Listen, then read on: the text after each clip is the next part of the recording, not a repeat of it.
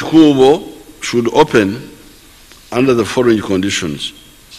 All kiosks within the corridors of buildings should be removed for purposes of decongesting pathways.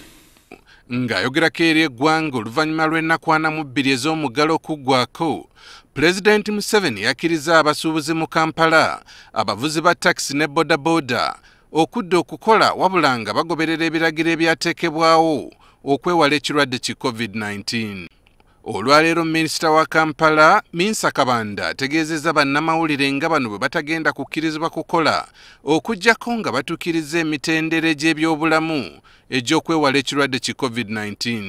Enforcement yaffe gye tugenda okuteekawo gye tutayagala ate bakube, twagala ejja erabe oba ddala kyoguddeyo kituufu oba si kituufu.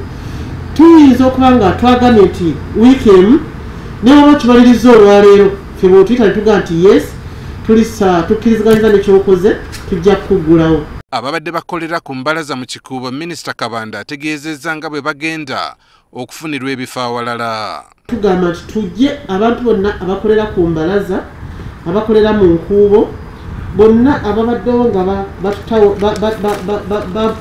abantu basobola kutambula bulungi.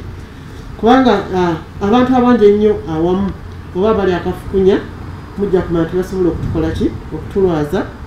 Era abantu abadde bakolera awo abamu twabajjawo dda naye tujja kusaba KCCA n'RCC bajja kulaba wawe basobola obbateeka basobole okubeera comfortable.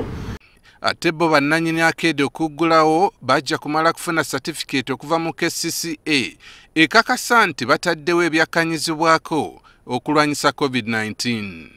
Lwekyo saagala mweraliikirire nti tugenda kutwala wiiki namba weeks 2 tetugenda kukola okutandika leero paka ku Monday, tulabe nga at least tutambula amaduuka gonna n'aba health officers baffe tusobole okulaba ni gwe tuguddewo era gwe tunaalaba tumuwa certificate of compliance oba gwe tunaalaba certificate emukkiriza tugokkiriziganyiza n'ebyaffe bye twogedde tujja kuba nga tukola ki nga tukuggulawo.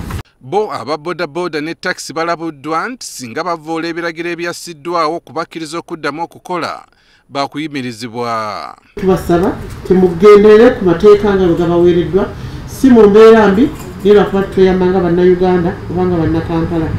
Era situwagala kubazaayo ate ga nti abodaboda musigale nga musitula biki migugu gyokka.